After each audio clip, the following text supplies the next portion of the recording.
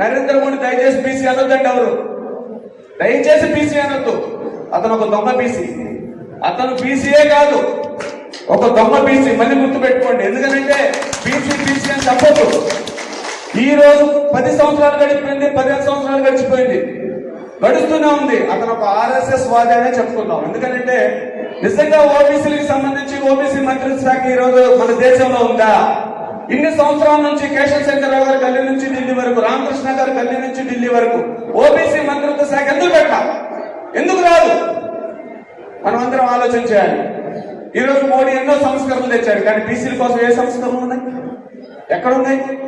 ఈ రోజు జనగణన చేయాలంటే యుద్ధాలు జరుగుతాయి అని అంటున్నారు, గందరగోళం జరిగిందని అంటారు. మరి బీహార్ లో నితీష్ తేజస్వి ఇద్దరు కలిసి జనగణన చేశారే. పక్కనున్న తెలంగాణలో రేవంత్ రెడ్డి చేశాడే. నిజంగా చంద్రబాబు నాయుడు గారు మీరు బీసీలకు సంబంధించి ఏమీ చేయట్లేదని చాలా స్పష్టంగా అర్థమవుతోంది. బీసీ రక్షణ చట్టం ఎప్పుడు? సంవత్సరంన్నర గడిచింది. ఓబీసీ అదేవిధంగా మరి వైఎస్ఆర్సీపీ వాళ్ళందరూ కూడా దశ లేని కార్పొరేషన్లు ఇచ్చారు.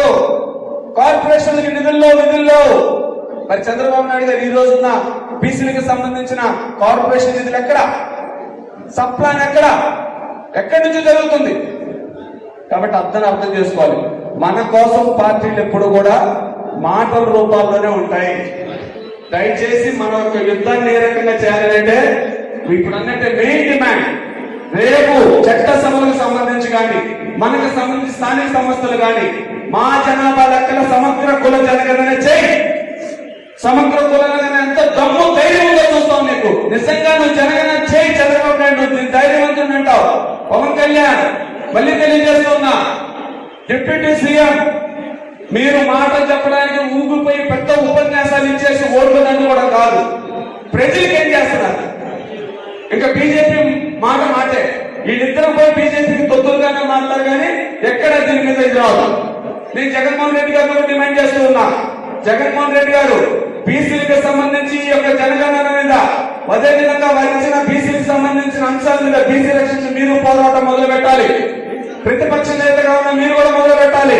ఎక్కువసేపు బీసీల గురించి చెప్పాలి.